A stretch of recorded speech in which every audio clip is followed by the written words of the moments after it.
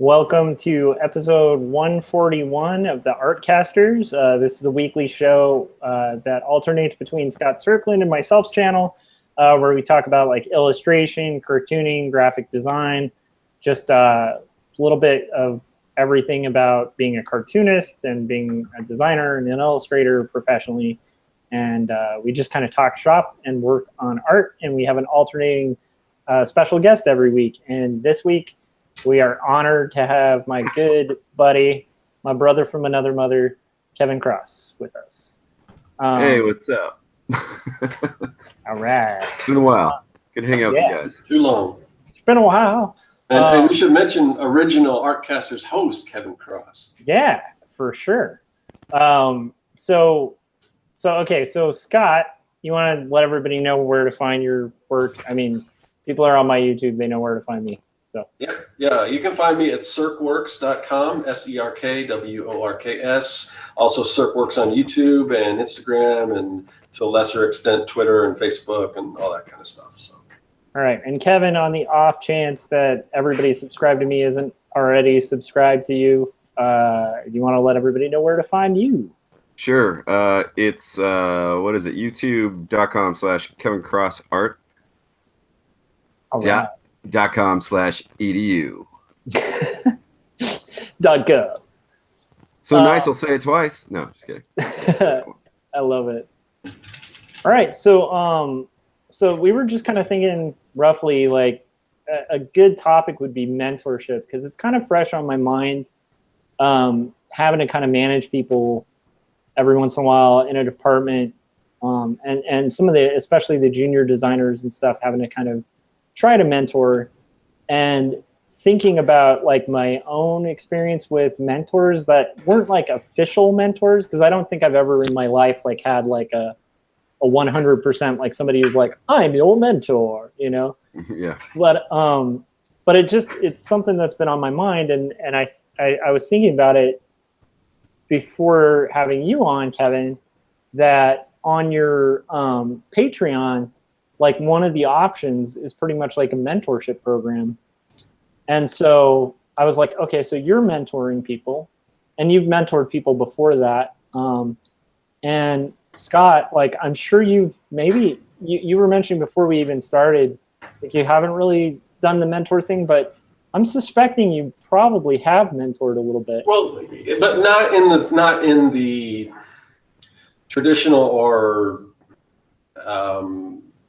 not in the sense where it was like an official type mentorship. I mean, I obviously just even YouTube, I try to, give advice and help people out and give advice in the chats and stuff like that. So that type of thing, yeah. But I haven't like taken on, say, like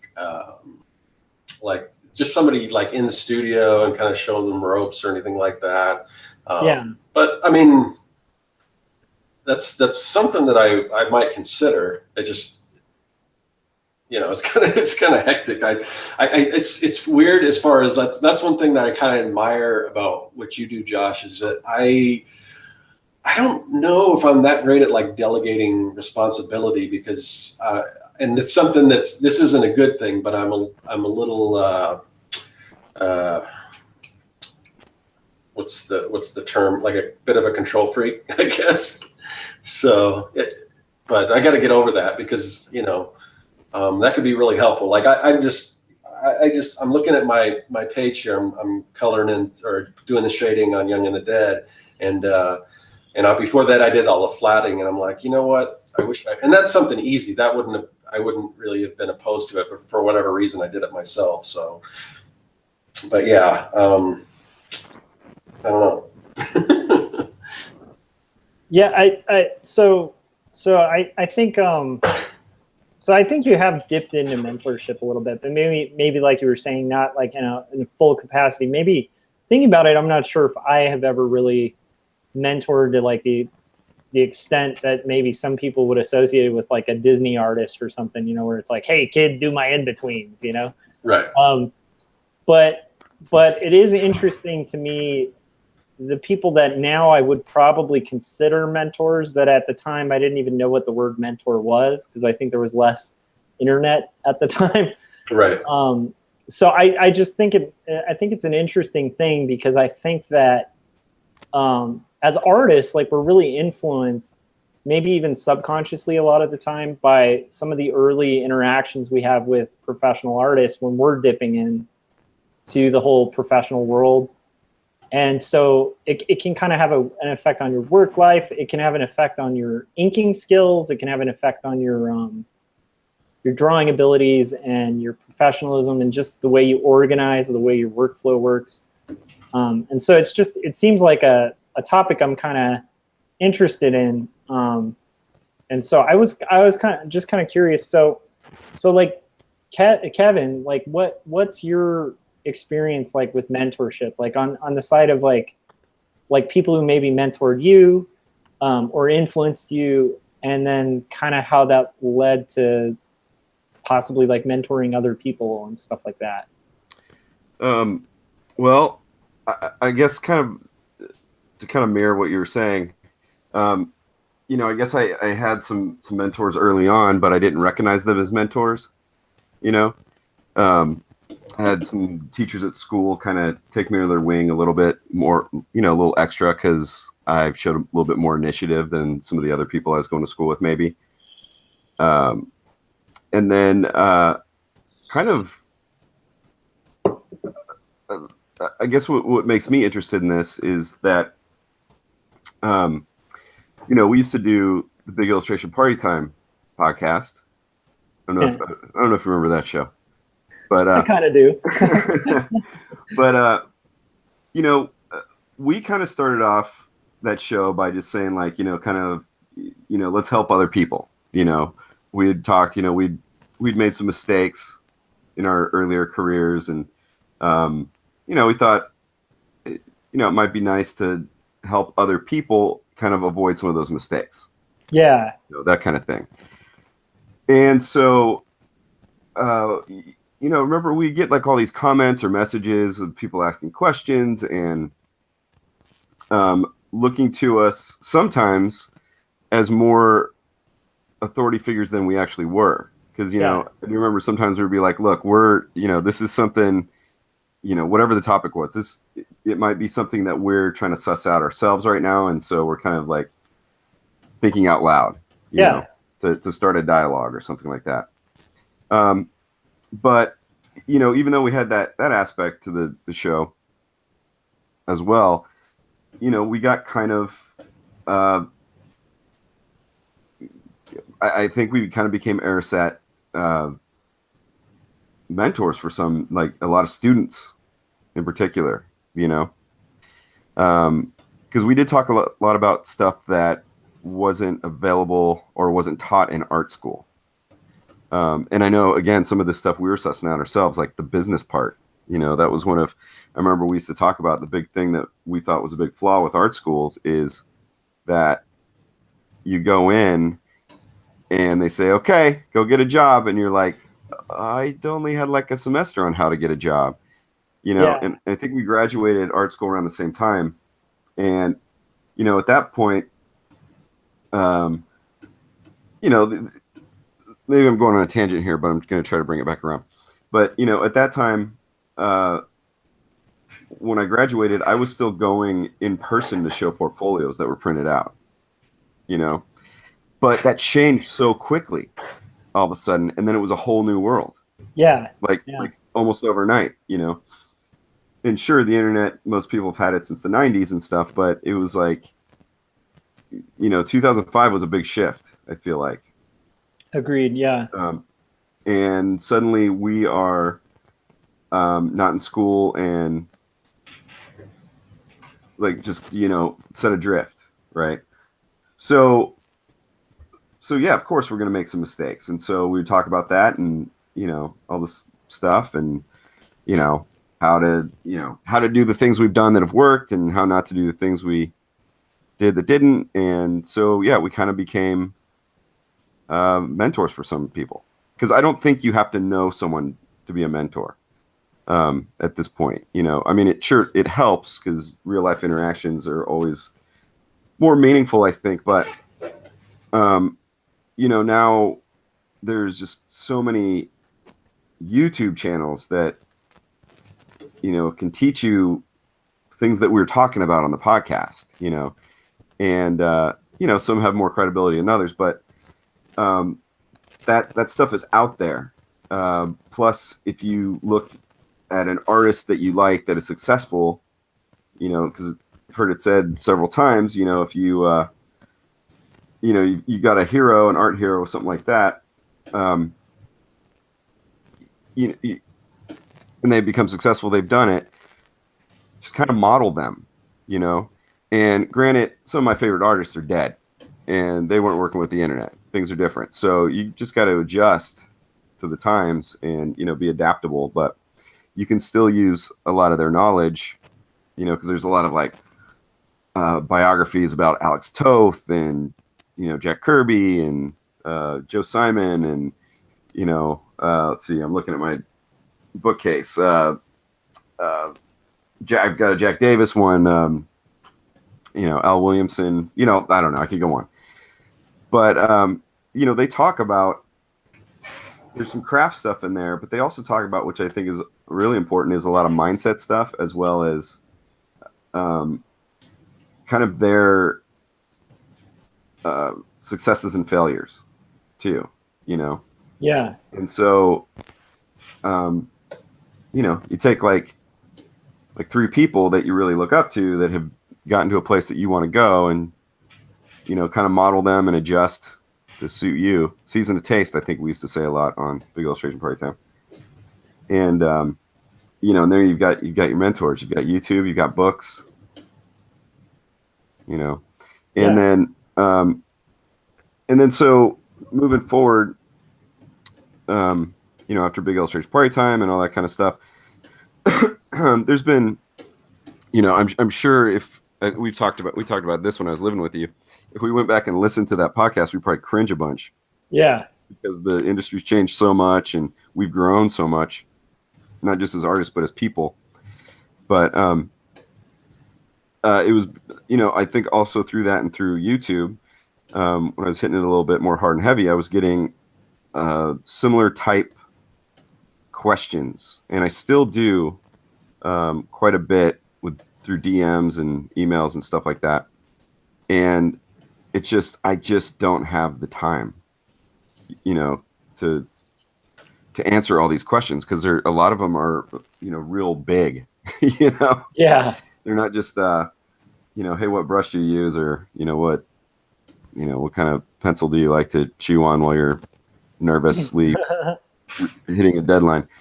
And so I was just like, well, I'm a lot more confident, even, because again, it's been some years since Big Illustration Party Time. So I'm even more confident now with being able to dole out some advice and stuff, so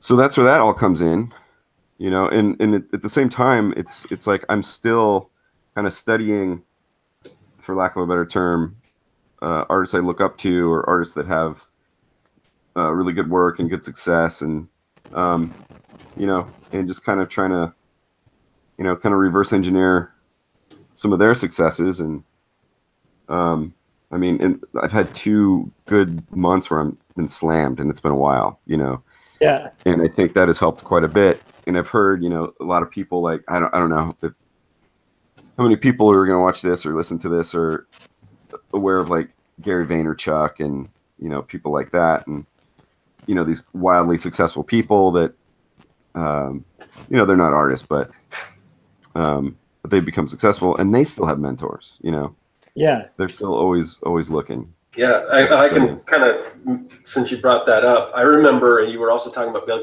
Big Illustration Party Time, and that was like going back. That was I think the first podcast I ever listened to it. I didn't even know what a podcast was, and I was at some art meetup or whatever, and somebody had mentioned your podcast. I'm like, oh, okay, let me check that out. And after I asked what a podcast was, but I was listening to that, and I was already, probably 10 or so years into working, well, maybe more than that, I don't know, working as a professional, but it was still, and when you're talking about Gary Vaynerchuk still having mentors and stuff, there's still stuff you can learn. It doesn't matter how long you've been doing it or whatever, or even, and even like like I watch like Holly Brown's videos, and she's quite a bit younger than us, but I still learn tons of stuff from her. So it doesn't, level of experience and everything like that doesn't necessarily mean that you can't still take on a mentor. For me, I mean, I would love to do it. For me, it's almost like a time thing. Like, how do I fit? How would I, if I wanted to kind of pursue that and more sort of an official type thing, how would I find the time to do that and everything like that? But other than just learning, you know, from other people online and everything, and I do that all day long while I'm drawing. I mean, that's pretty much all I listen to is like other artists talking about, you know, whatever, a variety of topics or, you know, tutorials and things like that. So I don't think it really matters exactly where you are. I mean, you're always learning. Yeah, I mean, I think you have to always be learning, or else, you know, you're not going to go anywhere. You know, you'll get to a certain point, and then, you know, I think you'll reach a ceiling pretty quick. Yeah, I mean, I would be really suspicious of anybody who's claiming to be a mentor who's not learning themselves, because it's just like a really good example of that would be like when I first started teaching. It's like in the class, every single teacher that I respected, because of course, if I'm going to start, you know, teaching college classes, I'm going to ask people I know who teach, you know, because I don't know what I'm doing. And like, no adjuncts really know what they're doing. It's not like there's some kind of crash course in teaching a college class. You just get thrown in it, and it's like, hey, this is the stuff you have to cover.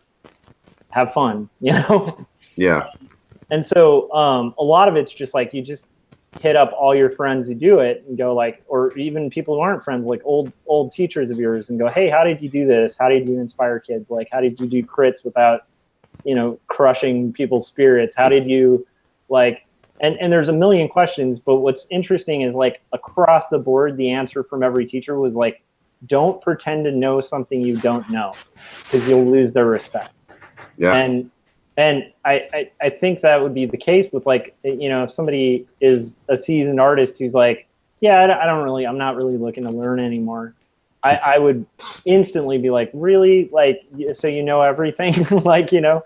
But what's funny is, tacking on to what you were talking about with BIPT, I didn't even realize we had as much of an impact at the time on people. But it was like a couple years ago, I had to go to like this art fair kind of thing. It was like to review portfolios of students. And there was this other person who was visiting there for their gaming company and had like a way cooler job than I've ever had, you know? Yeah, some of our listeners, or old listeners, yeah, see them on Instagram, I'm like, God damn it. Totally. And so well, I'm glad I helped you. Yeah. And I didn't know she was a listener, so I was just talking to her about stuff, and she kept looking at me kind of funny, and I was like, is something wrong? And she's like, you know, it's just weird because we've been talking for like 30 minutes, and I have to admit, like, I know you.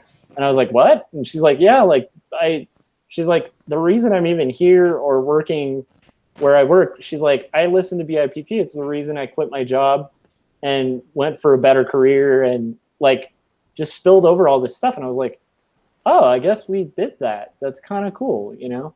Yeah, you guys were such early adopters, because if you went on iTunes now and searched illustration, there'd be probably 100 different podcasts, maybe more. Back then, I think you were the only one. There was one other, but it was specifically about, and I think we either started at the same time or we just beat them at starting, but I can't remember what it's called now, but it was all about like was that the fantasy art one? Yeah, it was like people who mostly work for Wizards of the Coast and stuff. Yeah. I remember that one too. Yeah. But that one had such a different flavor though. Yeah. Yeah, and then Corey Kerr's here in the chat. Hey dude. And he says the podcast was on the materials list in one of my master's courses. And I'll tell you, that is not the first time I've heard that. And as a matter of fact, I, a few years ago at this point, went in for an interview. I think I told you about this, Josh. Yeah. To start by teaching workshops at first at a art college. And the reason why I got, in the door was because our podcast was on the list, on somebody's syllabus or something. Yeah. And and then I didn't get hired because they said I didn't have enough experience. Jeez. We're teaching your material, but yeah, sorry. Yeah. I was like, are you, really? Okay. Oh That's man. cool. So yeah, that was definitely like for me that was one of my earliest kind of mentoring things too, because at the time we were doing it, I think we were doing it. I remember when we were coming up with the idea for it, we were just like, well, we love podcasts. We're pretty much at home all day. Yeah. And there's like nothing to do except listen to podcasts. So we were geeking out about like ones we loved and how good they were and stuff. And then we were like, there should be an art podcast that like talks about all the crap that like they never said in college, Yeah. And that was like kind of the impetus that started that whole thing. What's interesting is like I didn't expect. I think at the time we were kind of doing it to also hang out because it's just like for sure. It's freelance is a lonely business. Yeah.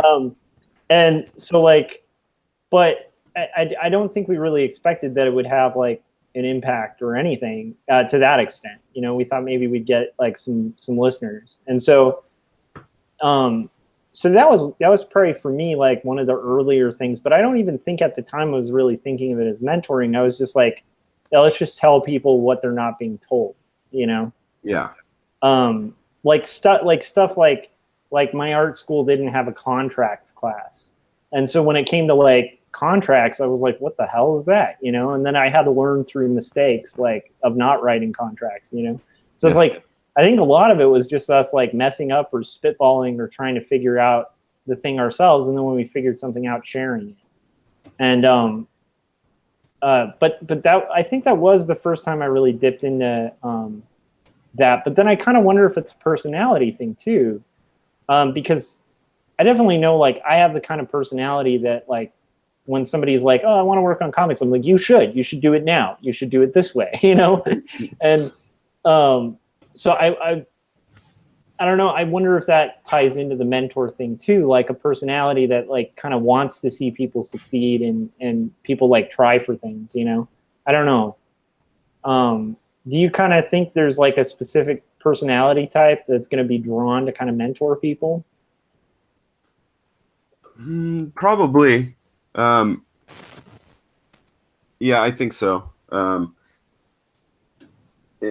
just think of like the people, I like to watch on YouTube or actually hang out are always supportive people, Yeah. or that want to give back. And, where that comes from, I'm not super sure, but, I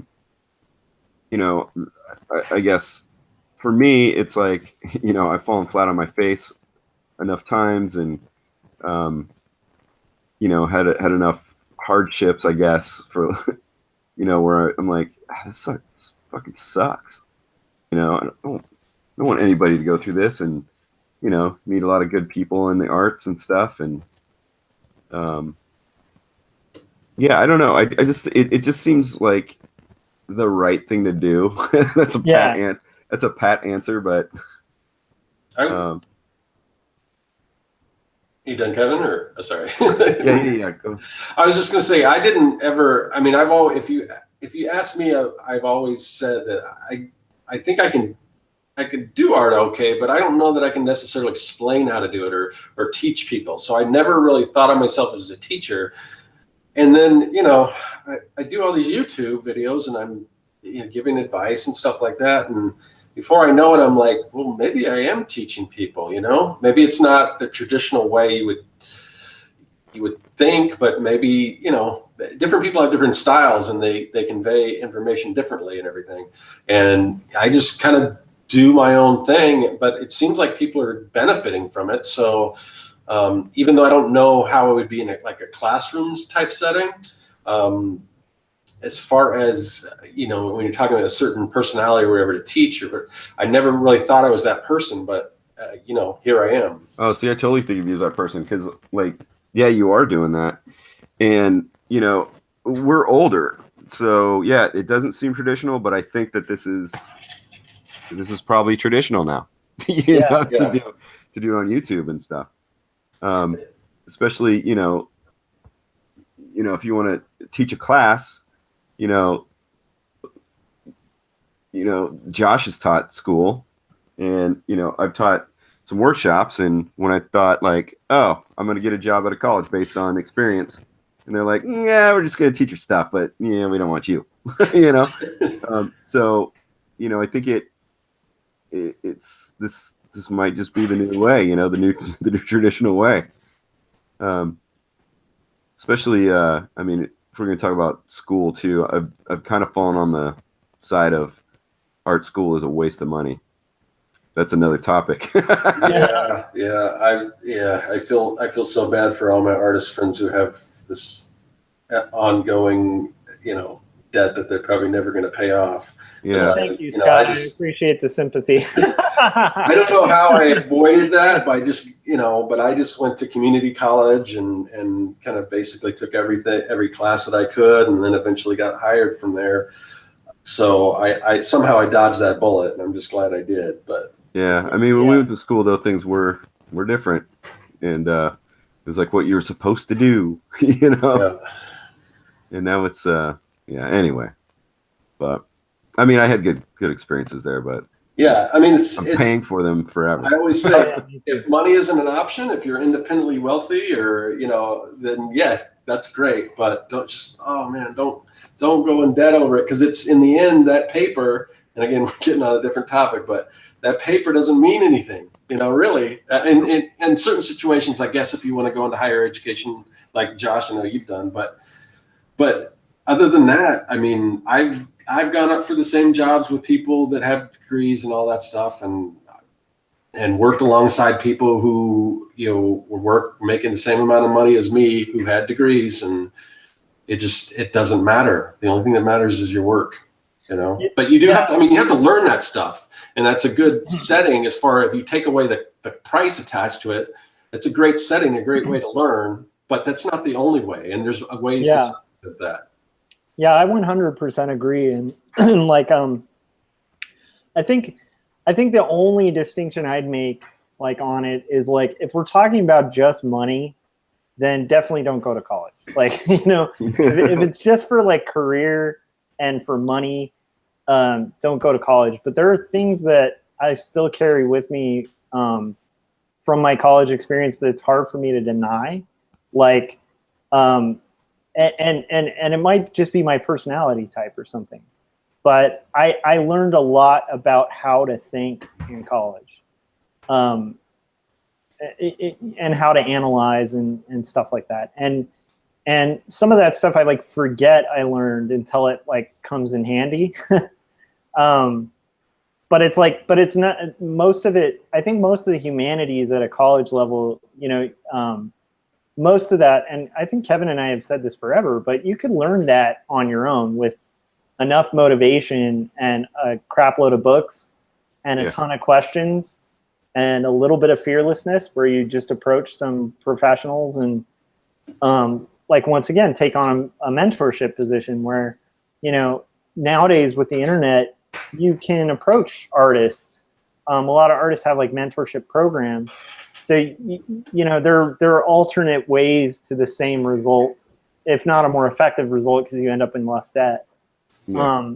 I know for me, it's like, I think the way I'm wired, it was very beneficial, but it's funny because of the graduate school thing too. It's like, I have an excessive amount of debt, you know, that I will just never pay off. And that's something I have to live with. So that's definitely something to consider before you go, like, you know, and I didn't go to a private art college, you know. So what I owe, like, all I'm saying is it's complicated, but yeah, it's a massive debt, and it shouldn't be taken lightly before you jump into it, you know. And I think there are more alternatives now than there ever were, you know. Yeah, totally. I mean, and I say this too about school, and sorry, I didn't mean to derail it away from. Well, we're still kind of on topic, though. I mean, we are talking about mentors and learning, and yeah. Well, yeah. I mean, I say that now because I'm a different person than I was, how 15 years ago or whatever. For sure, yeah. I mean, God, when I started, it was still the 90s, too. So it's like lots has changed. Yeah, and that's the thing that I think is important with mentors too, because things change, but there are certain things that don't change, and I guess I can kind of get into like some of the early mentors we had. So like for me, like one of my earliest mentors I didn't even realize was a mentor, and maybe they didn't even consider themselves a mentor, but it was this guy named David Hadlock, who like ran our illustration program. He was like the chair of our department. Mm-hmm. And he was just like one of those guys who would like rip up, like he's retired now, but he would have us all tack up our thumbnails, and then he would like rip them apart, like sometimes physically rip the people's drawings into shreds. I had a teacher like that. And I hated him like the whole semester, but there are things that he talked about in that class that came back to me like 15 years later as like such like profound truths about the industry and about drawing and about movement and what illustration can do. That I'm still learning from that experience of just having this teacher for like 1 year. I had him for 2 classes, and there were a few things like he pointed out the grid, and he's the first guy to really explain the design grid, like, and show me like the conch shell that it's like, or the spiral shell. Oh, the golden, whatchamacallit? Golden mean, yeah. Yeah. And he's the first guy who like sat down and was like, this is the geometry of like a Time magazine. This is the geometry of this. Like, this is how they laid it out. And like something clicked, and because of using the grid, like even though I was a weaker illustrator than some of my classmates, I got more work because it was better designed. You know what I mean? Mm-hmm. So it was like little moments like that with this teacher, just a whole excessive amount of them, and being pushed really hard. But at the same time, it was a teacher who was really compassionate. So at a point where I like, when I published my first comic, I remember he was the first guy to kind of be like I was being all critical of it. And he was like, dude, it's in print. Like, it's done. Like, you don't, at this point, you don't criticize. Like, this is your work. Be proud of it, And, I just think back to that teacher and like really feel like if I hadn't had that teacher, I may not have been a professional. And there were a couple people like that, but that's just one of the things that comes to mind for me when I'm dealing with like, people who I could potentially help out. Like I always try to think of that, because it would be a lot easier to just kind of be the popular teacher and not be really upfront or honest with your students, Yeah. And there's a lot of guys who just phone it in and do the tutorial-based teaching. And so it's like those guys who really went beyond that. I don't know, it just really impresses me. What about like you guys? Did you guys have like, I mean, I know it's corny. It's like, but like who kind of, were there some figures that kind of like really brought up some essential things for you? That I remember, and this isn't so much of a mentor, but somebody who just did basically one thing that really kind of set me on a different path, of basically the right path, because so I mentioned that I basically just started going to community college, and I was just taking art classes. So it was just a lot of like fine art classes and everything, which is good because I mean, that's, drawing 101 and like drawing and color theory and all that kind of stuff. So I was taking, an art history, all that stuff. So I was taking mostly, fine art classes, and I was in a class, and I can't remember if it was like a color class or a painting class. It might have been a painting class. And and the instructor there, very cool guy, but this is a like kind of fine arts course, and I had showed him some of the stuff in my portfolio, and if you saw my portfolio back then, it was very like very rough, like attempting to do like logos and sort of graphic design, because back then I didn't really know the difference between like commercial art and like fine art, and obviously he kind of took a look at my portfolio and could easily tell that what I wanted to do was more commercial art and illustration, and basically he's the one that told me, I think this course might not be the right course for you, or this school might not be the right school for you, and he recommended another school. It wasn't like, because I think a lot of teachers might be just like, no, that's because I don't know if it's still this way, but back then there was very much almost like the fine art world was at odds with sort of the commercial art of the illustration world. Yeah, he could have easily just said, that's you're doing it wrong. Learn what I'm doing the way I'm teaching it, like this or something like that. And no, he just kind of said, I think you need to go to this other school. I think that's what you're into and what you want to pursue. And I don't even remember that instructor's name. I kind of got a visual of what he looked like and everything, because it was just one semester, but that really changed my whole course. And hopefully I would like to think that maybe I would have figured it out eventually, but it definitely saved me a lot of time, if nothing else. So. Yeah.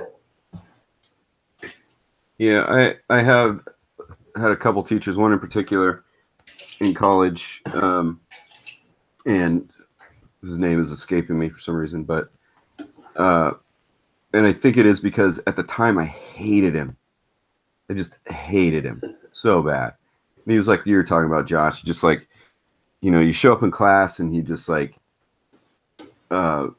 just rip you to shreds. And pulled no punches or anything, and which is fine. I got a thick skin, but it just seemed like he was a little extra with all, and so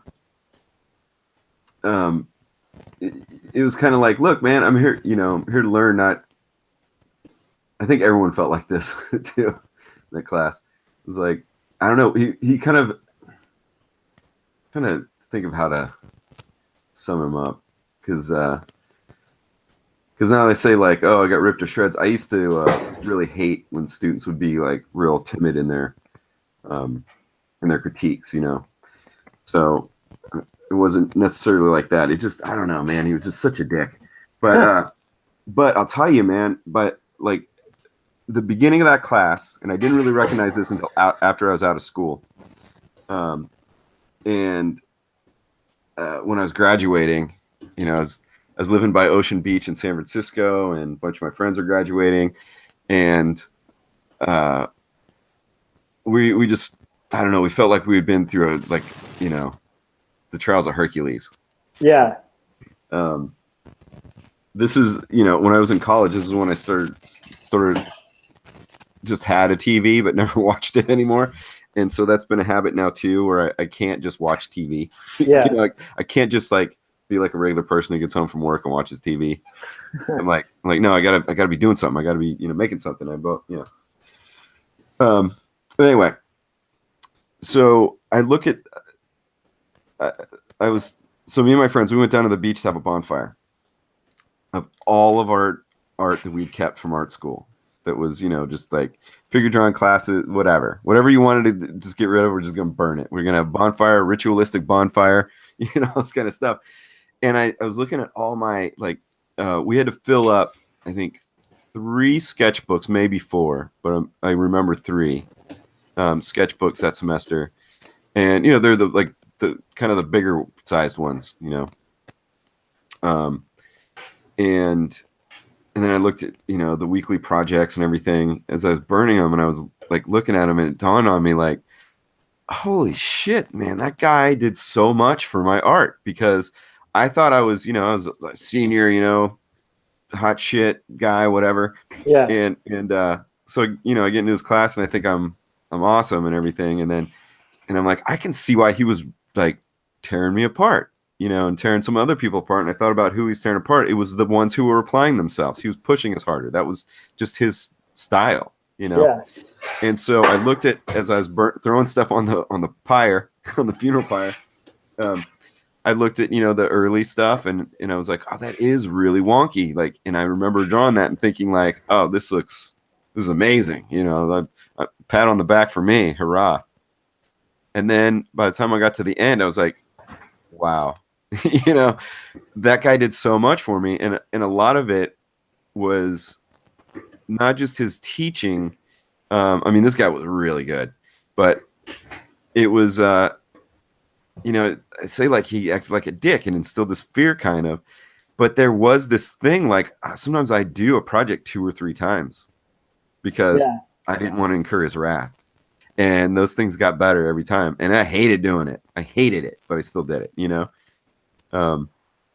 So yeah, he is. And it sucks that his name is escaping me because I'm still friends with somebody who, one of my old classmates who she lives in LA now, and sometimes we Skype and stuff. And we were talking about him the other day. Huh. But I think his name escaped me because it's like when a kid's abused and doesn't remember some years. Oh, I love it. PTSD. It's interesting because I that sounds like I think it's a teaching style. It's really interesting. Yeah, it's funny because like the, and I hate to say it because I did go to art school, and we've talked about this before, is especially probably not in your master's program, but in your undergrad and stuff, there are a lot of rich kids who aren't going to have any debt and who didn't know what the hell they wanted to do.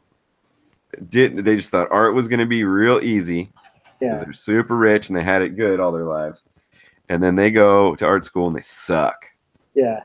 I mean, I know art's subjective, everybody, but they sucked. And he didn't care about it. He didn't he would just kind of like go over kind of gloss over him. Yeah. Which might not have been fair because there might have been like some diamonds in the rough there, but he definitely like pushed those of us who were, applying ourselves a bit more. And but he never let on that he was pushing you because he thought you were, that you had potential. I think it was part of his culture, growing up and stuff, was to just be like real hard. Right. Yeah, there was never any, like, I saw him smile once and it was something based on something I said, and I felt like I climbed Mount Everest and I lived, and but yeah, he was just real, he was he was just from like a culture that, just really pushed him, and especially one of those cultures that is like, the parents are like, you're going to be a doctor, a lawyer, or something like that. And so if you want to be some kind of bullshit fly-by-night artist, you better be the best, And so he became the best, And so I think, because he did that, he wasn't going to stand for anything less than the best from you, which I appreciate now, but, at the time I still had a bunch of hair and, playing punk shows every night. And I was like, I mean, I applied myself, but, Yeah, I mean, it's interesting because, like, so that's one end of the spectrum. And then I had this other, a teacher, well, as I described, like, I had a teacher who's super in that same realm where it's like just super hard, super tough, super honest, super educated, super talented, and like was definitely that way where like if somebody was kind of weak and didn't really want it, he wouldn't really bother with them. He just kind of picked the students who were like really trying. So if somebody sucked but they were trying really hard, he'd like push them really hard. Yeah, I guess this guy was like that too. Yeah, but like on the other end of the spectrum, I had this other teacher named Rick, who we had on our podcast. You've met Rick, but he was a mentor to me. And he had a totally different approach because we were about the same age. We both liked punk rock. We both were into skateboarding. And like, we just kind of clicked. And then like, he gave me all the secrets when I was going out in the world. So when I was like first trying to approach clients, he was like, hey, when you draft your letter, make sure you do this. And he's the guy who would like show his art and be like, this is what I charge for this. And I was like, oh, now I have a number to start from, you know? And he actually hooked me up with like a recommendation from like my first gig, like at an education company that he used to work for, and like had me do some I'm forgetting what the term is. It's when you like do art with somebody, but ghosts. I did some ghost work for him too. On like some crazy like coloring pages that were just, you know, had an insane deadline. And I learned so much from him just because he took the time to kind of walk me through the professional part of it, you know? But we were like more like friends. So it's weird because it's like, I think what fascinates me about the mentor thing is it goes on so many ends of the spectrum of personality and style. You can have a mentor who's like almost like a dick who just pushes you, and but you know, has like the intention of making you better. And then you can have a mentor who's like a friend who like sincerely just walks you through the process, you know? Yeah. Sorry. Oh, go ahead. You just reminded me, and I feel like a total dick for forgetting, because, you know, I've just been thinking of like, you know, college teachers and stuff like that. But one of my other like really good friends besides you, who doesn't live too far from you, Josh, is Rick Remender. He's like a, you know, really old friend. He was, when I got married, he was one of the best men and everything. And now he's wildly fucking successful in comics, you know, but we used to live in some shithole punk houses and stuff. And he is the one who taught me how to ink, and actually got me some of my first professional gigs. And one of them was, he said inking assistant, but it was I was ghosting, you know. There was he had buried himself with work because he was an inker primarily at the time in the industry anyway. And he just like, and we were young, you know, we wanted to go to punk shows, we wanted to go skateboarding and stuff. And he saw me doing all that and still going to school. And he was just like, you know, grinding basically. So at a certain point, we'd go out with our sketchbooks and stuff, and he would just show me all these inking exercises and stuff. And he was a brush inker, and, you know, that's, you know, I liked the way it looked. And, you know, he's the guy who really showed me how to do all that stuff. Awesome. And then so my first professional gig, not credited in the books, is this run of the Avengers that he was an inker on. Our other friend Kieran Dwyer was the penciler on that, and Kurt Busiek was the writer. And I can't remember what the storyline's called. I know there's trades out there, and I've got them in a closet somewhere. But I inked about 90% of the backgrounds on a couple of those issues, and then moved on to doing the same thing for the Terminator 3 movie adaptation comic. And I was in a band called Pitch Black at the time. And if you find these on Ganglands of Chinatown, it's on Image now. It used to be with Beckett, but there's a trade of that. If you find those and you look at the backgrounds, you'll see all this pitch black graffiti, and I like tagged my name in the backgrounds, you know, like Captain America like descending on some thugs, and there's my name tagged in the background. I love it. That's awesome. But yeah, so that was kind of a mentorship I didn't even think about, because I'm a selfish jerk. And not at all. I think it's weird because it's like that's kind of why I thought it would be a good topic, because I don't traditionally think of like Rick is my buddy, So I don't usually think of him as like, because we're really, we're still friends to this day. And so I don't really think of him as a mentor so much as just a buddy, But it's like, when I think back, I'm like, if it hadn't been for him, like kind of stepping in and showing me the ropes a little bit, I would have been pretty lost, like straight out of school, Yeah. And you're already pretty lost out of school. So that was definitely a guy who like went out of his way to kind of guide people, to kind of, to know what they're doing and kind of have a better attitude about professionalism and stuff. Because I think I would have gotten suckered into a lot more spec work too if it hadn't been for him. Yeah. So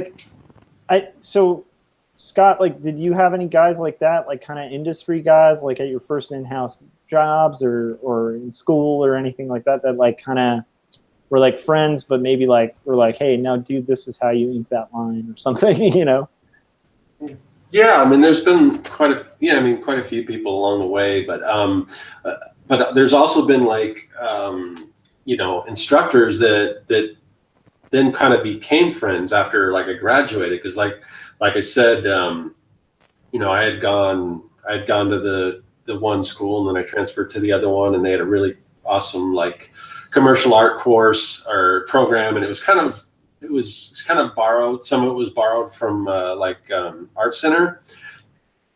So it was a really cool course, even though it was, still community college trade school type environment.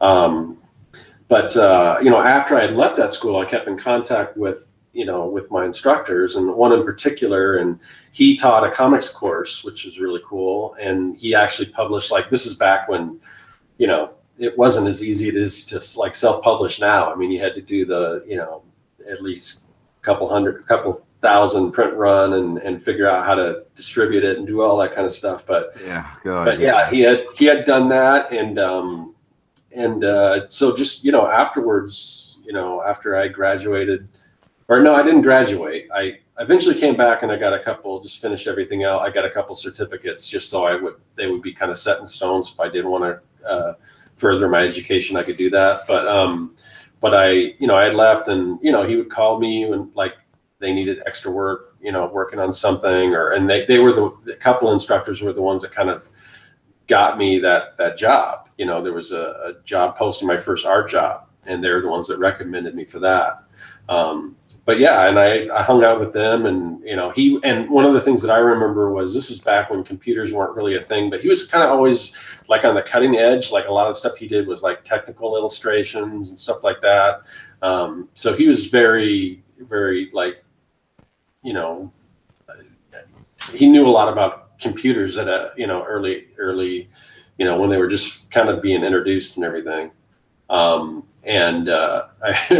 He was showing me how to like typeset and do all this other stuff. And so, but yeah, that was kind of cool. And every once in a while I'll get an email from him, or I'll contact him, and, that's kind of cool when you kind of can actually make friends with your mentors. Mm-hmm. And there's been people over the course, just coworkers are a big thing too. Like when I worked in the game studio, it's always, because I had, prior to that, mostly what I was doing was either freelance or any other job that I had, whether it was part-time or full-time. It was a very small graphics department. Like it would have like maybe one person above me, or sometimes it was just me. I was it, so when I first started working in game design, we had a lot of different artists. I mean, you just learn so much, from other people and everything. And, that's really helpful. So, and, there's people that I met through there that I still hang out with, and, every once in a while, talk online and stuff like that. So that's cool, Yeah. Yeah. I think, it's interesting because like, it can even extend to like small things, which are not like major mentorships or anything, but like even hanging out with Kevin, I remember a few days where we were doing like big illustration party time, and I'd like peek over and see his inking process and just like absorb and be like, dude, because I mean, like obviously, like most people probably in the chats and stuff have already seen Kevin's work, but if you haven't, it's like, you know, you have such a like awesome control over the line. And I remember kind of like before that, I wasn't using a brush, and I would kind of dip into brushes, but I think I was still doing like even with feathering, I was like mimicking feathering with like a micron, you know? And so I think just the fact of like seeing you kind of pull out the brush and stuff like that kind of influenced me even picking up a brush, you know? Because I was like, well, I don't know, man. His line looks pretty, you know, pretty nice. And mine's a little like jaggy, and I'm not quite sure why that is. And then I realized like a lot of it's the brush and the control of the brush, which I still can't match. But it's interesting that that just came out from just hanging out, where I was just like, oh, picking up some skills, you know, from just I think seeing you do it. I mean, that's awesome here. But that also says to me, you know, it's like, like if you're in a town, if you can, you know, try to start some kind of art group, or, you know, find other friends who do this stuff. Just, you know, we always said it on Big Illustration Party Time, you know, the art community is always very, very supportive of the art community, you know, and so you can learn so much from, you know, other people. Like, I have this friend in town here, and she's a fine artist, and she does kind of just floral paintings. They're real kind of Monet, kind of blurry looking floral, you know, not, you know, it's not typically my interest, you know? Yeah. But, you know, I've learned like some color techniques or some, you know, things about palettes and stuff from her, you know, just from shooting the breeze, you know? So, yeah, that stuff's really important, I think. Also keeps you learning. Yeah. So like, all right, so let's get into like mentoring then, like our kind of experience mentoring. So we kind of touched on like Scott, you are kind of like, whether you like it or not, you're mentoring people through your YouTube channel, you know? Like I was thinking about it, like your art hacks video is a good example, you know, where it's like, there's a lot of, that is a good example. Yeah, there are a lot of tricks on that video that it took me years to find out, you know? And some of them I stole from Kevin. So yeah, the one that everyone comments on, the one I get the most comments on is basically just the ink, the lettering over, you know, printed out a digital font. Yeah, everyone loves that tip. They said that's worth it for just that tip. So, and I stole that from Kevin. So, man, I should patent that, because that was something that I did to be lazy. Yeah. I mean, it gets the same effect, you know, and there's so many like tricks on that like, if you're like, and I'm imagining there's a lot of people who viewed it who are where I was at like 10 years ago, where like most of those I know, but I didn't know them all 10 years ago when I was starting to play with comics. And if I had learned them earlier on, you know, it would have saved me a lot of work and a lot of heartache and stuff. So it's like, it's kind of like I was saying about seeing Kevin do that brushwork. And I think this has a lot to do with the era that like Kevin and myself and Price got, like we kind of all were probably getting educated at least near the same time, where schools weren't like Scott was saying, like there was kind of a divide between fine art and commercial art, and comics were like divided. At least at my school, it was like the worst of the worst, the lowest of the low. Oh yeah, you're subhuman. You comics? Were you an idiot? Yeah, you weren't even commercial art at that point. You were just making junk, you know. Yeah, I got lucky with that, because based on like the instructor I told you about that taught, and we had a comics course, and he had produced a comic and stuff. So I was fortunate enough not to deal with that. But so I had to figure out a lot of like inking skills. Like the only person who really got into like inking at my college was like this person who taught like 2D design. And that was like drafting tips and stuff, but it was just learning like old hat, like paste up stuff that you do as a graphic. Paste up. Yep. You know, so you'd be doing like photocopying and stuff, and I'd be like, why don't we just scan this? This is weird.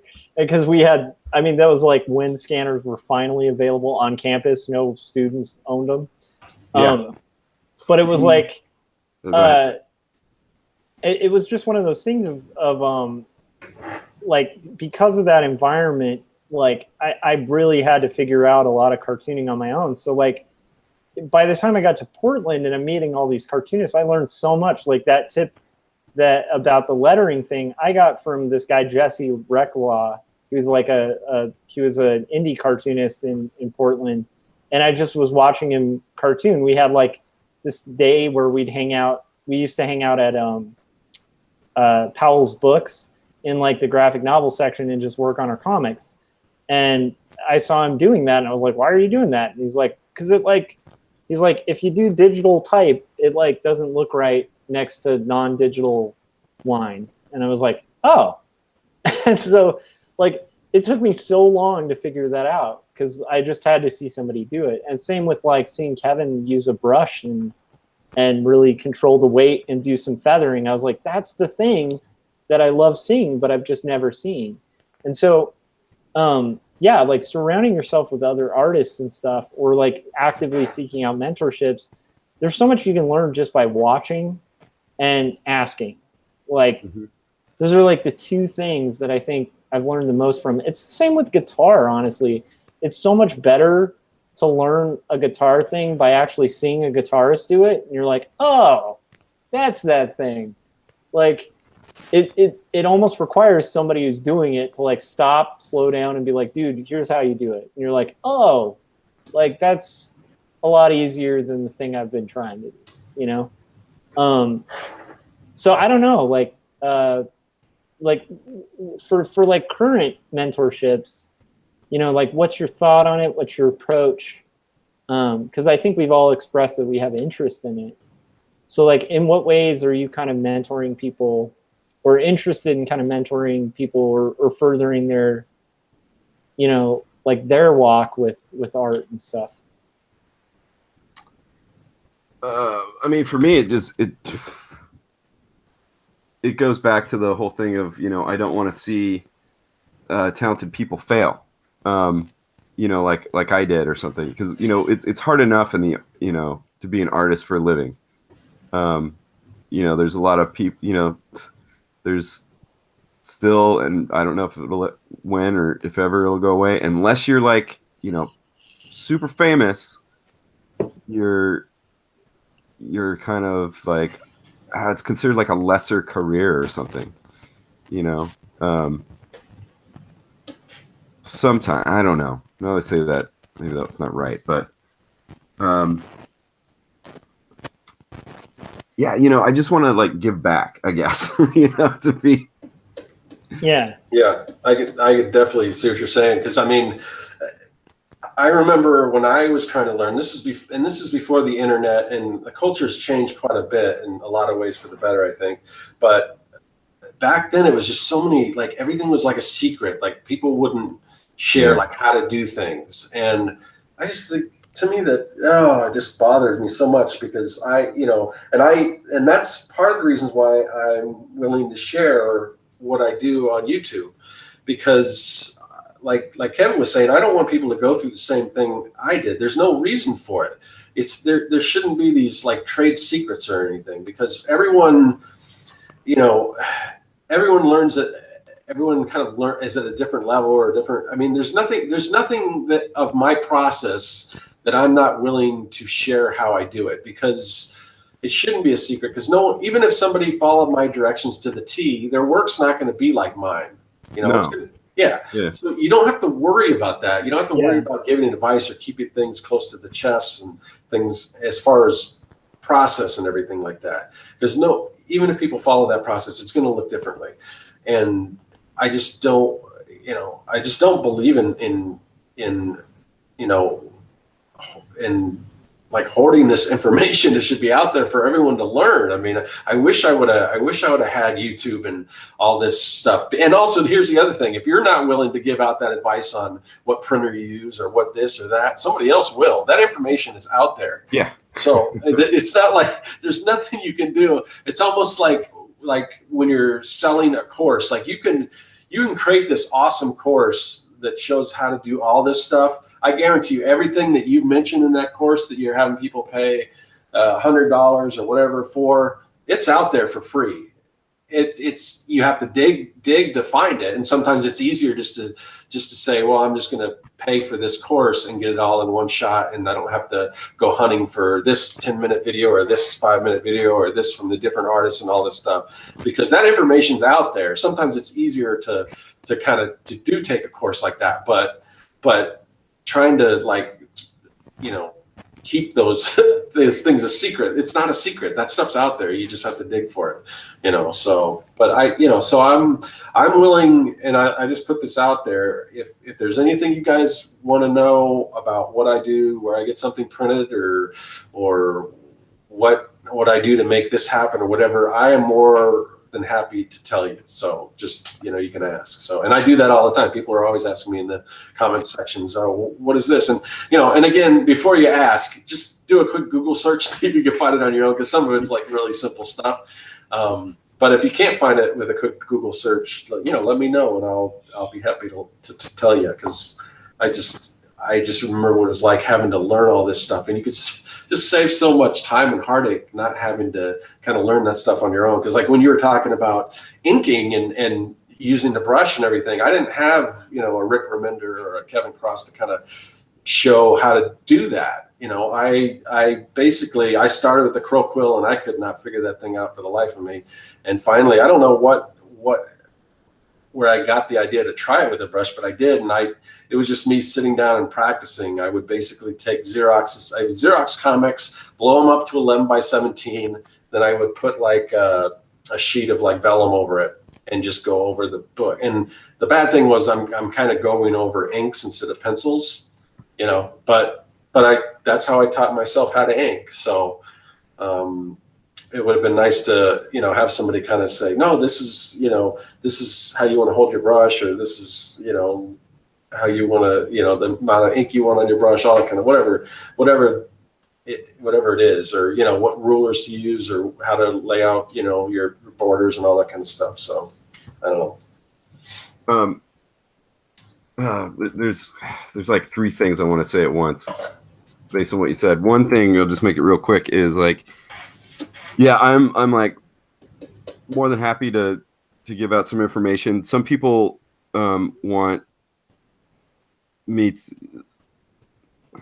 makes me sound like a dick, but hey, time is valuable. Some people kind of want the whole college course in an email, and just like that ain't happening. I don't have time, like. So that's where I think like maybe finding a mentor online or something like that is helpful. But because well, God, that opens up a whole nother can of worms. I was about to tell the story about Picasso selling the $400 napkin drawing. But I love that story. But where am I going with this? What Scott said about if you're gonna approach somebody, and again, like if you have like little questions or short, whatever that artists you admire or look up to or like or whatever, the barriers, the gatekeepers are gone pretty much with Twitter and stuff like that, and YouTube and whatever. So you can actually talk to people where back in the day be like, oh my God, I got to talk to like, I'm trying to think, like I had this conversation with Bernie Wrightson once, RIP, but I was like, oh shit, Bernie Wrightson took 20 minutes out of, that was awesome. But yeah, Google stuff first. Yes. Because there's so much like, hey, you're using a brush, I don't know. I'm trying to think of an example, but my mind's going in like 4 different places because I'm trying to remember what else I wanted to say. Where can you buy that tool? When I mentioned the tool, and you could just do a Google search and find out where to buy it. Yeah, I mean, I've seen like, I've done it. I've seen, most people do it in YouTube. Like, hey, I'm using this brush, whatever. There's a link below. Yeah. Oh, yeah. And there's the person like, where is that brush? And I'm like, there was a while there's a site called Let Me Google That For You. You guys know this one? Yeah. Does that And- not exist anymore? Oh, I don't know. I don't use it anymore, but you know, I was being like real snarky there for a while, and I would just send them the "Let me Google this for you" link, and which, you know, probably made me look like an asshole, but it was kind of funny. God, what else were you talking about there? You made me think of three things, and I was only going to touch on that for half a second.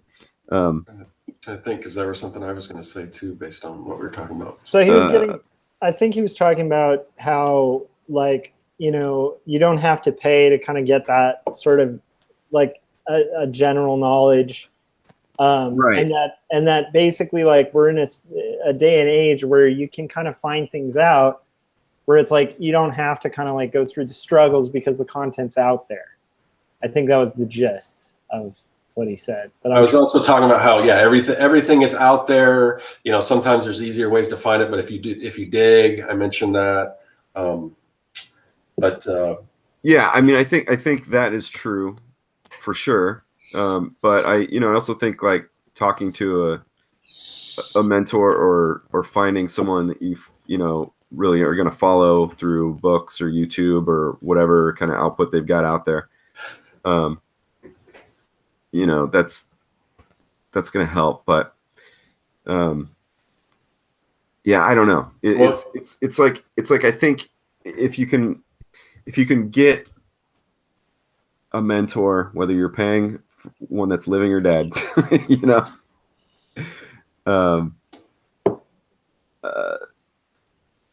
you just, I'm losing my train of thought. I think I know, like, there's one thing that was brought up that I think is an exception to kind of what Scott was talking about, which is I think that there are times where like your value, like the value, like understand like part of what Kevin was saying with the whole like researching it first kind of thing is that there's a value to time. And for somebody who's like, especially in our profession, like the time that we spend like writing up an email, responding to somebody, especially if it's somebody who needs a lot of like in-depth, like one-on-one kind of time, and they're answering like asking like really deep questions where it can't just be answered very simply, Right. or they're like really wanting like an in-depth critique of their artwork. Like that's, if I put myself in that position, honestly, there have been times where somebody online's like, "What do you think of this?" And if they're not a friend, I'm just like, "It's great," you know, which is a terrible thing to do to an artist when they're asking for like sincere feedback, you know. But I don't have the time, and I don't think that makes me a bad person. It's just time is a value. And so in those cases where you might need that one-on-one, like a college approach or an approach where you get in a mentorship program, I think would be a more appropriate situation. A mentorship program might save you some money as opposed to the college approach. But I mean, I think there are times where the value, like where actually it's going to save you a lot of hunting and stuff to just kind of pony up and, you know, either pay with your time. So like when you ask a question, have done the time and the research to where it won't be a nightmare to answer, or to pay with, you know, with your wallet and like sign up for a mentorship program or something, you know? Yeah. I mean, that brings up something too. Like, I was thinking is, you know, you said, do your research. Scott says, you know, Google stuff before, you know, approaching somebody. If you approach somebody and you want all the answers right now, that you have to also understand, I think what we're also saying about that is you come across as somebody who wants everything for free and not work for anything. That's not an attractive person. That's not going to be an attractive person to want to mentor, because then it's you want to know that you're helping somebody who wants it. Yes. Right. It Corey in the chat had a good point that kind of ties into that really well. He says there's also value to discovery. It'll stick better if it hurts you to get. Yeah. Oh boy, does it, because this shit hurts. But yeah, I think that does tie back into those hard-ass teachers we're talking about. Like we both kind of mentioned that those teachers didn't particularly spend time with students who didn't want it. Right. And I get why, because like teaching college classes, it's weird, but there's 1 or 2 students who are there because they have rich parents and they think that they're entitled to get a good grade and they're entitled to be artists, or they have this false perception of art. Like they watch, you know, Titanic and they're like, oh dude, I'm just going to be drawing a bunch of hot naked chicks, you know? And Well, that can't happen. yeah, it totally can. But it's work, you know, and Yeah. even when you're drawing a hot naked chick, you are drawing it wrong and going through frustration after frustration where you almost forget about the naked chick and you just like go, what's wrong with my drawing? And then you have a good instructor who's gonna like come and be like, that arm's off and this is off, and it's like a technical thing. Right. And for it to become like a sexy thing, it requires some work and commitment, and then it becomes fun because it's like you can draw. You know, the point being, it's like, you know, you can kind of smell somebody who doesn't want it and who's BSing. And I will say, like, one of the biggest signs of somebody who's BSing is the person who's like, okay, how do I get clients? And you ask them, well, what have you done so far? And they're like, nothing. Yeah, It's what like, industry are you looking to work in? You want to work in kids' books? You want to do character design? You want to do comic books? You want to do industrial, blah, blah, blah, the number of things. And they're, I just want work. And it's like, well, you don't want it, because if you wanted it, you'd at least have tried it. And like the better approach would be like, dude, I want to break into this specific industry. Here's the steps I've taken. Here's what I've been doing. Here's the people I've approached. I'm clawing at the walls. How do I get in? You know, like that goes a lot further, because it's like, for guys like us who want to see people succeed, that's a person who could succeed. Whereas like, it's hard to imagine somebody who doesn't want it succeeding. Like, it's just hard. Like, you could give them every tool in the kit, and they're, you know, like, it's not really the tool, it's what you're going to do with the tool. And if you don't have the desire to do it, there's not a lot of tools that are going to make you have a desire to do it. Yeah, it's hard enough to succeed when you do want it. Yeah. Yeah. Yeah, it's true. So like, I don't know. That's at least what came to mind for me on that, you know? But yeah, as far as like time and stuff and what I was mentioning before, yeah, I'm like I said, I'm more than willing to help out, but I you know, and it's getting harder the more the channel continues to grow to answer stuff. I still try to answer every email, but you know, if it's I mean, you kind of have to pick and choose what you ask, because like, again, if it's something that requires a course, I can't help you out. Plus I'm the world's slowest typist. So, but you know, in a case like that, maybe I don't answer so much in a response. Maybe I do a video based on that. If it's something a lot of people are asking, I can do that. But you know, within reason, you know.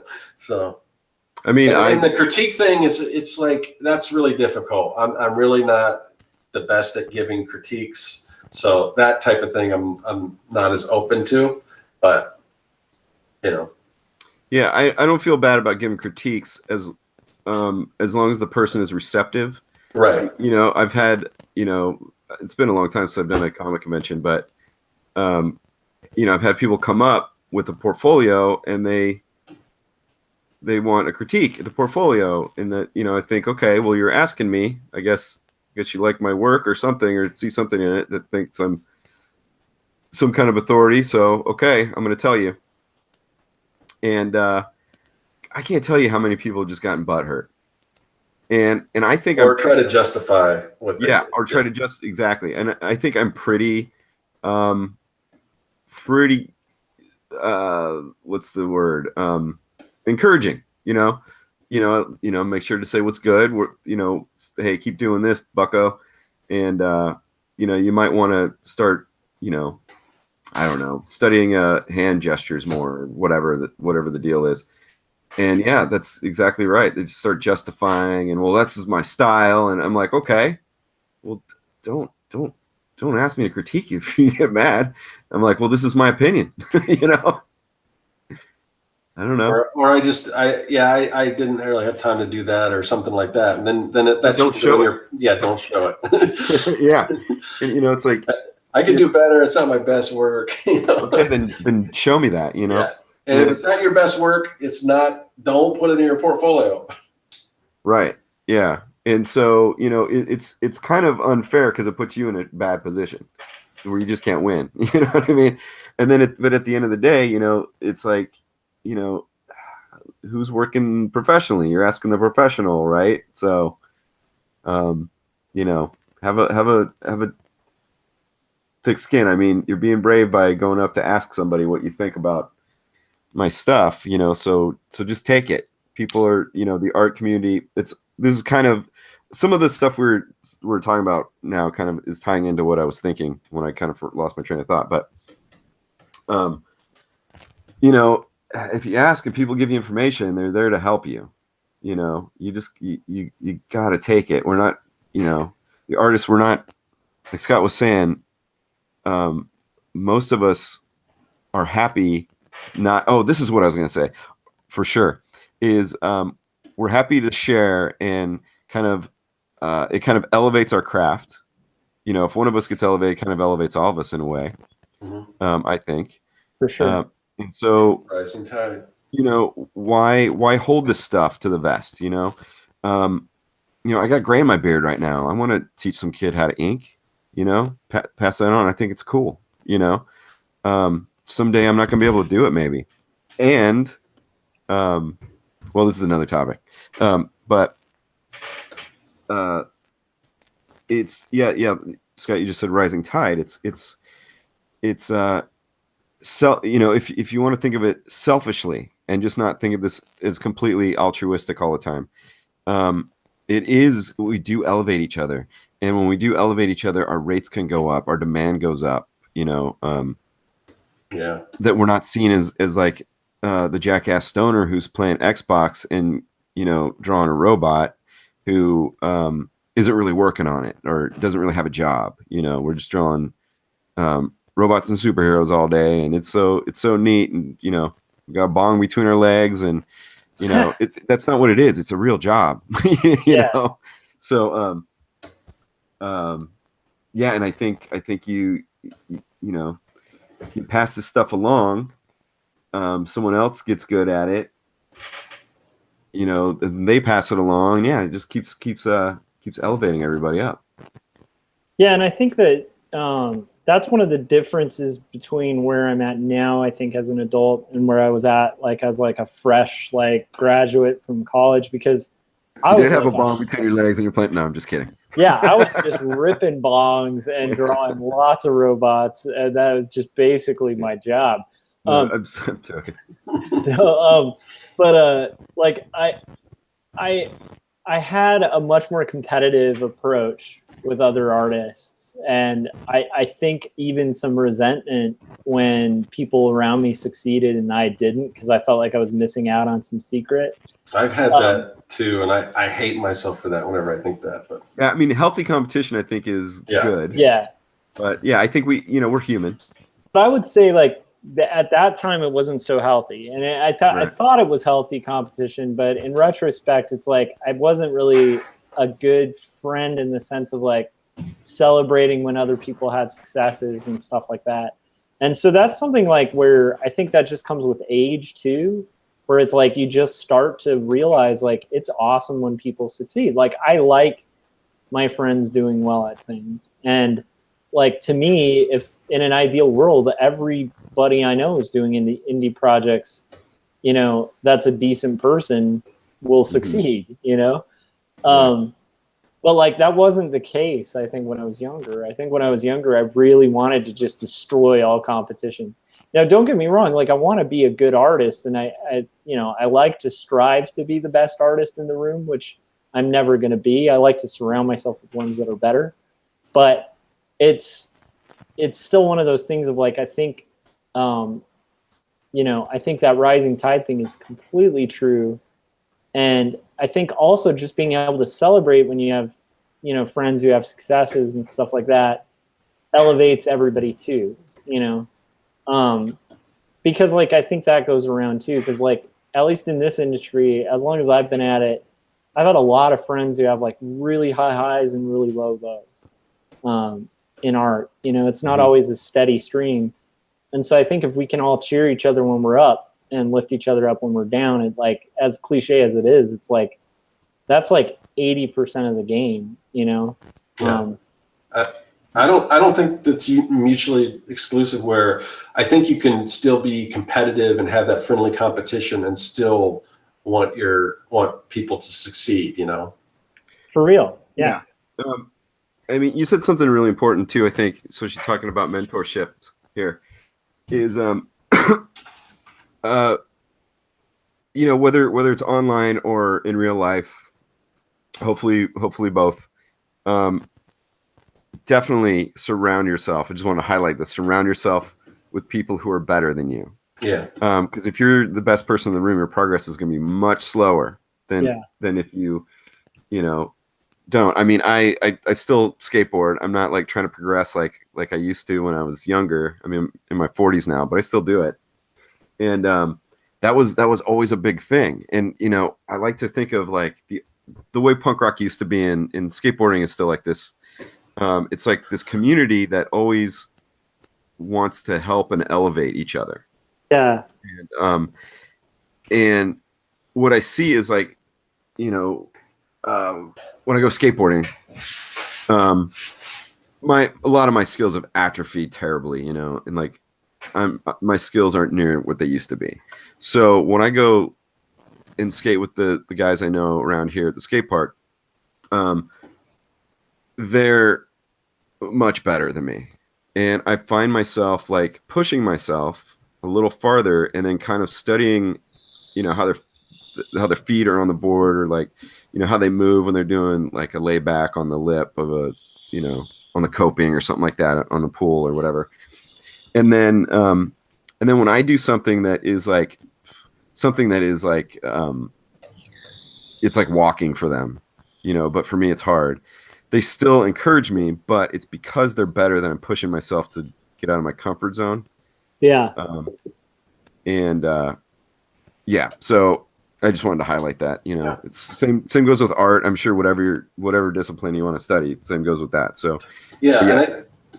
I was just, were you done, Kevin? Sorry. Yeah, I'm done. Sorry. Yeah, I was just going to say, and that really is the good thing about artists, because I think as a general rule, artists are usually willing to share and help other artists out, where not a lot of industries there are like that. I've heard other people in different lines of work that say, yeah, that's we don't do that. We don't we don't explain how to do that. You got to figure that out for yourself, just like I had to, and then that type of thing. Whereas I think with artists, I think it's just because it's so difficult to do that, we know the struggle, and why make somebody else go through that if they don't have to, Yeah. Yeah, it was interesting when I was apprenticing to tattoo, over a decade ago, in San Francisco. God, that's an art community that just wanted to hold things to the vest. Yeah, and I think I've heard that before. Yeah. Yeah, this is tradition, and to be quite honest, most tattoo artists cannot draw as well as I don't know. Right. I'm gonna just shut up now, actually, because I know some. I'll probably shut up in a second. But one thing, so I bought this book. It was this tattoo artist, and it was a book based on one of the tattoo shows. Uh-huh. And it was like on clearance or something. I picked it up. I'm like, oh man, there's gonna be some really cool art in it. And I'm looking at it. I'm like, you know what? These look. I mean, the stuff that they do on the show. I mean, it looks really good. But then I'm looking at the sketches, and it wasn't. I mean, it wasn't bad, but it wasn't for it to be like featured in a book and everything. I'm like, I don't know. I mean, it's these are people that are on TV and like famous, and I'm like, I think I could do better tattoos, and I'm not a tattoo artist. So yeah, it's interesting. I mean, there are some great tattoo artists. I'm not taking a dump on the whole industry, but anything. But it was just interesting to me how guarded everything was when I was doing it. Everything was such a secret, and and there's so many tattoo artists that, and I don't know, it got so popular in the last 25 years, hip, you got to get tattoos or something, that it's I don't know, it's like sometimes I go to a shop and I'm like, they're just letting anybody in here, huh? you know. But then there's sometimes you go to a shop and you're like, oh shit, you know. Well, there's a guy in the chats named Pikey Camp who just said professional tattoo artist for 20 years, and he said the industry has become a real shit show. And so, like, I think there's a tattoo artist kind of agreeing with you.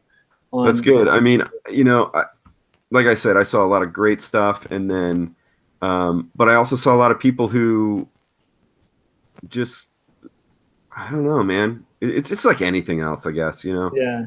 I shouldn't generalize so much. It just happened to be that I was, you know, I was there for a number of years and stuff. And yeah, I got turned off quite a bit. And like I said, occasionally there would be somebody I'd just be blown away by.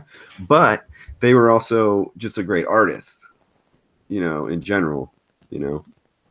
Whether it was tattooing or canvas or Bristol board, they were going to be great anyway, you know. Whatever. Yeah, you know what's weird is I think some of it's driven by like people get there's like a certain, like most artists, like Scott was describing, kind of fall into that camp of kind of like helping each other out, wanting to see everybody rise, you know, like perfect example, like the punk rock example you were mentioning, Kevin, like my band's recording a demo for free at this guy's studio who's just like likes our music and wants us to play with their band. Like that's literally how it works in the music industry a lot of the time, at least in the local music scene. It's like I think they're just happy to have another band that's playing rock and roll in this little valley, you know? Yeah. I mean, it's oh, sorry, go ahead. So that's like one type of musician that's out here, but there's another type, you know, that's like they own the valley. They've been playing the same like crappy music, you know, or cover songs for like 10 years and they're not helping anybody, you know, like, because they have their industry pinned and they know what they're doing. And so it's like, I think there's two kind of personalities. I think there's a more toxic thing that also exists in the art world where it's like people get kind of complacent and lazy and insecure in the sense of like, just kind of like, no, this is my piece of the pie and I'm not letting go of it, you know? And I've seen that too. I've seen that, you know, in the workplace. I've seen that, you know, just people who are kind of like petty and jealous and kind of weird. And it's a fine line. And I think a lot of it comes down to that thing we started with mentorship, where it's like an attitude of like constantly learning and constantly growing. Because like one thing I never want to forget is that like somebody who's like 20 years younger than me might have some knowledge I don't have, you know, because that happens all the time. Like when I taught, I would be doing something in Photoshop, teaching Photoshop, and some student would be like, why don't you just do this? And I'd look at it and be like, oh crap, that saves me like 40 minutes of work. That is awesome, you know? Yeah. But like, I'd hate to be the dick teacher who's like, because that's not the way it's done, you know? Like, I don't know if that makes sense, but those guys exist, you know? So yep, totally. Yeah. That's not the way I did it or do it. So Yeah. It's not proper. I want to talk to Pixie Camp just to talk about tattooing because I just looked over at the chat and Pixie Camp says most working tattoo artists can't draw. And this was another thing that turned me off. Well, there's a couple things. I moved to Portland and was not told, well, that's another story. To have a license here, it's so goddamn much money. Than it was in like more in San Francisco. But anyway, in San Francisco, speaking of money, you know, when I was getting to the point where I was tattooing and stuff like that in the shop, you know, I still was technically an apprentice, and I had a mentor who was having me draw things to get tattooed. And then it would show up. I'm not going to say he or she or do any names or anything like that. And they would put my drawings in their portfolio. And that started happening a lot. Just the drawings themselves, or the finished thing that they tattooed? Well, they tattooed, but they tattooed my drawings. And I know it's like a big thing. You always see like people with fan art from, you know, different artists and stuff. I feel real weird about that stuff. It's almost... you know, I feel real weird about that stuff because I feel like it's plagiarism in a way.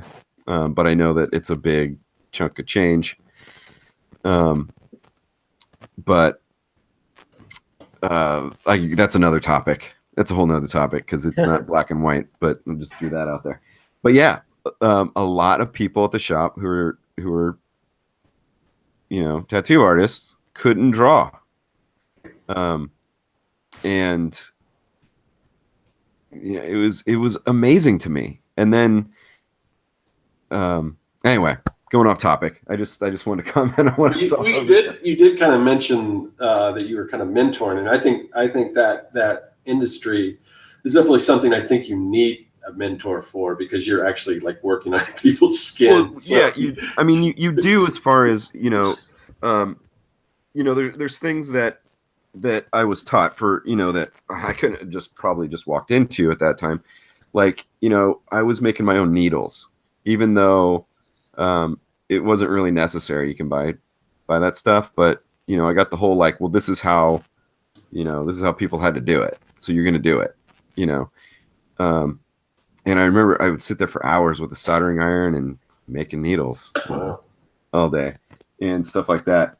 But then while I'm making needles and having that kind of and you have to learn how to work the machines, and like sometimes the machines get out of tune a little bit, and you don't want to chew somebody up, make their turn them into a hamburger or anything, unless you really don't like them. But yeah, I mean, it'd be like making needles, burning my fingers with this like I don't know, there's this like acid shit, and like I don't know, it was a lot of stuff. But and then like, hey, can you draw this hand for me? And I'd look, and I was like, well, first of all, like, just trim this shit down. Like, it's like supposed to be this beautiful girl, and yet she's got like Mickey Mouse hands. I'm like, come on, you're the pro here, draw a hand. But it was really disappointing. But there you go. I guess that's on topic. That's a mentor experience that was not great. Yeah. So that's actually a really good thing, which is you could have bad mentors. Yeah. So, and how do you know? How do you know who's going to be a good mentor? Yeah. I mean, it was Pixel Camp saying something. I never wanted to be a tattoo artist. It landed in my lap. I was hired to draw. I ended up doing an apprenticeship. Mine sort of landed in my lap too, in a way. I wanted to do it. I didn't think I was going to move to Portland, where it's a different ballgame here. But I thought I was going to stay in San Francisco and do it. And I've been in skateboarding and punk rock in the Bay Area for decades, and so I knew all these people, and everyone's tattooed and gets tattooed and blah blah blah. And so I wanted to be a tattoo artist because, and here's the one of the main reasons, it was not money, which a lot of people, they think a lot of tattoo artists make a lot of money, and some do and some just don't. But it was it was because I wanted to do art for a living, and I wanted to be around people, because I'm not the introvert artist who likes to sit alone all the time by myself all day. And that was it.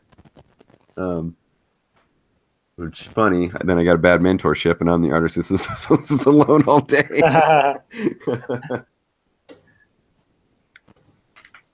But I don't know. It was an experience. I think I'm trying to turn this into something like a takeaway of a bad mentor is I think when it got to a point where I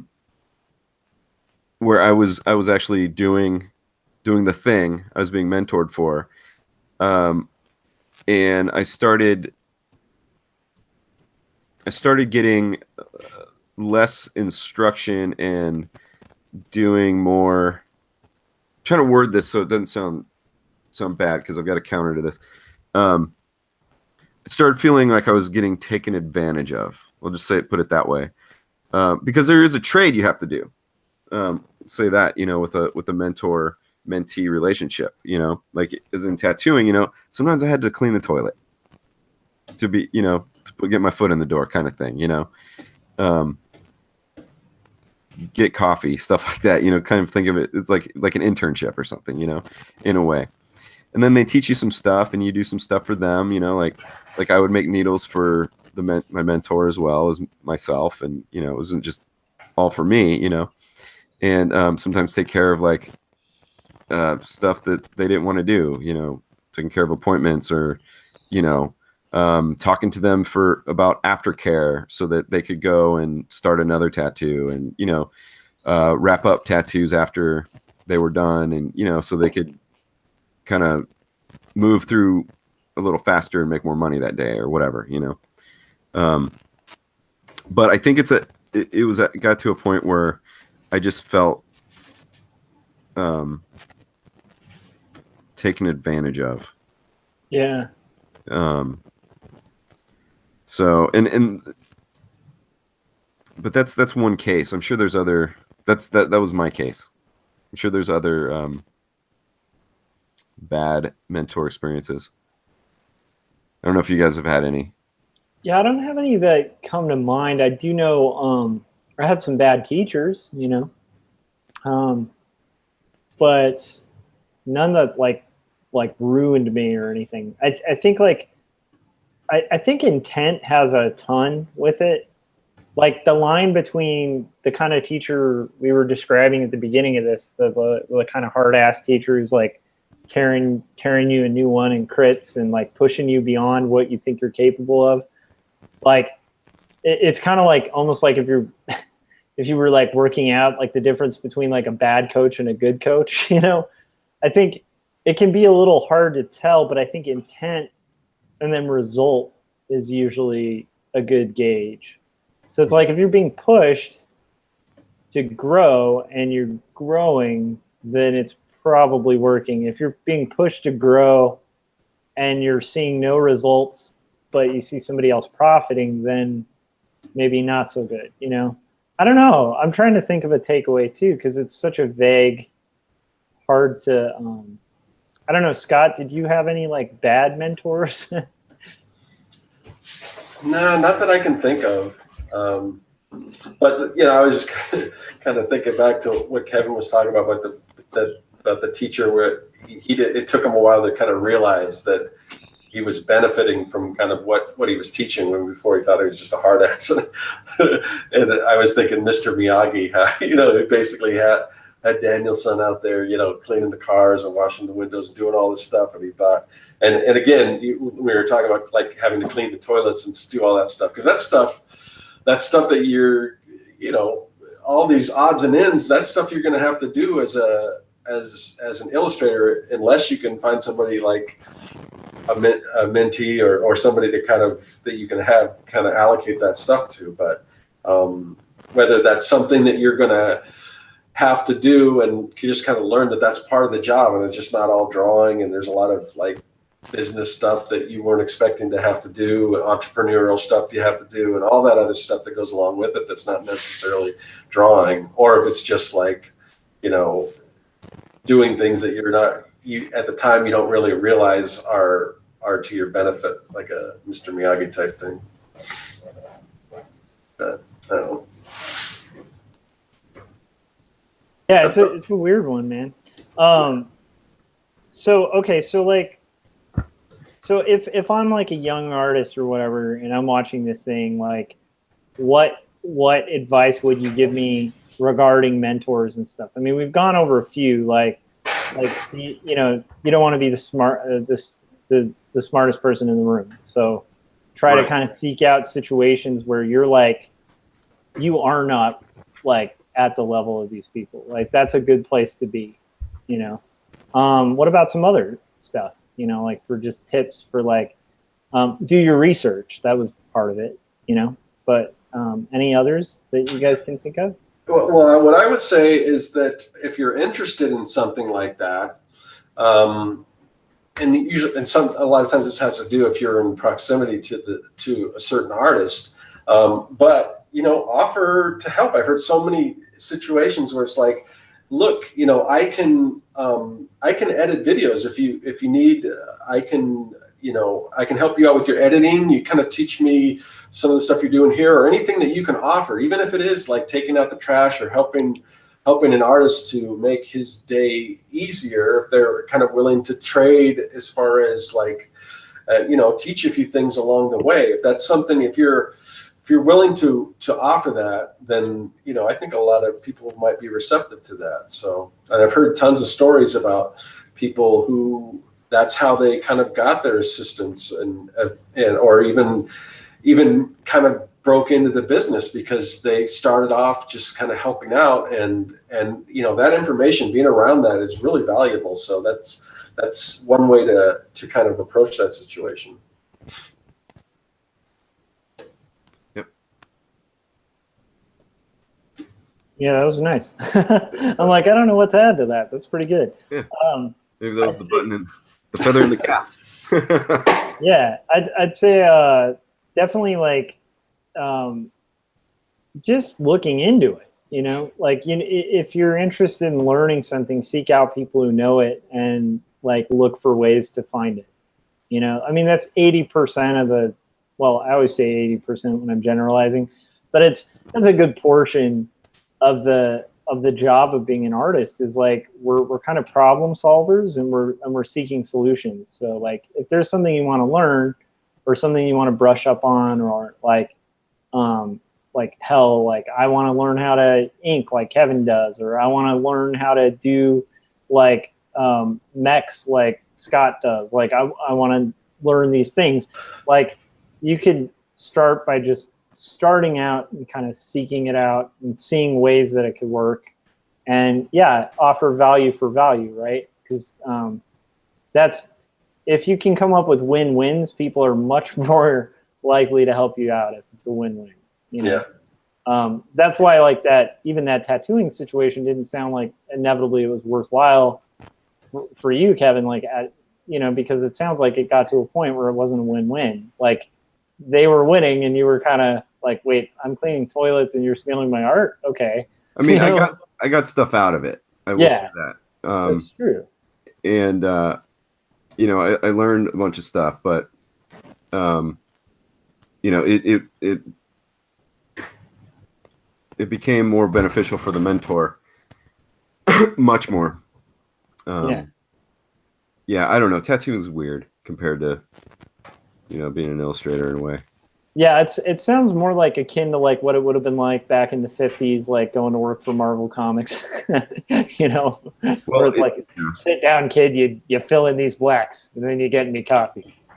That's how a lot of people got started. I mean, back then. I mean, now everything's so different. I mean, there's always that thing about everyone broke in to the business in a different way, so you can't really ask how to break in. Yeah. All right. Well, I feel like we've killed this topic like in a good way. It's been really, actually, it's funny because I was a little nervous heading into it because, like I said, it's something I've never really even considered myself as being or having had until I really thought about it. Yeah. So it's kind of neat to see that, like we had some content from it. So I'm kind of stoked. I'm like, okay, that wasn't too bad. So all right, do we want to call it then? Sure. All right. So, oh, go ahead. Oh, I was just saying, yeah, let's do it. All right. So let's just do a round and just everybody say where to find your work. So I'll start. You can find my stuff at quarterlystories.com, and then you're on my YouTube channel. So if you haven't hit subscribe and hit the little bell, and you'll get a notification every other week. And also, while you're at it, subscribe to Scott's channel because it basically alternates between our two channels every week. Kevin, where can we find your awesome work? And actually, if people are interested, also like I know there's a tier on your Patreon where people can actually kind of have, it sounds like a mentor kind of thing going on. So that might be worth kind of shouting out and mentioning as well. Yeah. So I will, because get this, fellas. I have kind of burnt myself out on YouTube and stuff like that for a while, and I realized why I burnt myself out. I'm not going to get into it here, right now. But I'm doing a reboot. And I'm going to be, I've got a lot of stuff that I'm going to be in August. Now we're in August, putting on Patreon, like well in advance of it being on YouTube and stuff like that as well. So, but I will say, if you don't want to, if you can't go to Patreon, totally understand. But you can go to my YouTube channel, which is youtube.com/KevinCrossArt. And my Patreon is patreon.com/KevinCross. I think I'm doing a little update video for that tomorrow, as well as probably a hangout on there tomorrow as well. So, yeah, kind of re-upping everything this summer. So sweet. So I'm a patron. I'm a patron, so I'm looking forward to that. Thanks, Scott. Yeah. I'd like to do the hangout. I'll probably be while I'm at work, so I won't be able to. But yeah, fortunately, it probably will. But I can listen to it. Yeah, it'll be up later. All right, so Scott, speaking of patrons and all this beautiful stuff, why don't you tell us where we can find your work and where people can buy awesome, like science and mad science related materials, and also how they can sign up for our mailing list and kind of know where our show is. Yeah. So one place you can't find me is Patreon, because I don't have one yet, but I hopefully soon. Wait. Well, oh no, we're gonna get into this again. I love it. Oh no, we won't get into this. I mean, you already know how I feel about that, so I don't need to go into that. Yeah. What I am going to say is, if you'd like to interact with Scott in the comments of patreon.com/KevinCross. But he is there. But yeah, so no, I'm moving in that direction. I'm first thing I want to do is the mailing list, and then I've got a plan. So anyway, it's not out of the question. But anyway, until then, you can find me on YouTube at circworks.com, at my website. Or no, wait. At my website at circworks.com, or if you want to go directly to my store, you can type in madsciencesupplycompany.com, and I got all kinds of cool prints, and there's just tons of stuff on there, t-shirts, all that stuff. And I'm on YouTube at CircWorks. I got tons of stuff, and like we've been talking about as far as mentoring and things like that, there's a lot of advice on there, a lot of tips, a lot of tricks. So you just dig through there, and hopefully you'll find some good advice. And and then as far as my shameless self-promotion, that's all I got to say about that. But I do want to promote one other thing, and that is the newsletter for this show. So if you want to know where we're going to be, because sometimes we're on Thursday, sometimes we're on Wednesday, sometimes it's usually around the same time, but you never know whose channel we're going to be on, because like Josh said, we kind of bounce back and forth between his channel and my channel. But the one way you can find out exactly where we're going to be is by signing up for our newsletter. We don't spam you or anything like that. We just try to send out a little notification about 30 minutes ahead of time where we're going to be, when we're going to go live, and give you that link so you'll know where to find us. So there is a link to that newsletter in the description of this video. So just click on that and sign up. And that's it. Rad. All right, guys. Well, Kevin, thanks again. It's always awesome having you on. Miss you, buddy. Thank you. I wish I could commit to jumping back in with the co-host, because I miss talking to you guys. Yeah, it is nice. It's always good. It's like old times. Yeah. All right. So we will see you guys next week, and I hope you guys have fun. Thanks for those of you who joined us in the chats, and we're out. Goodbye. Thanks, everybody. Later.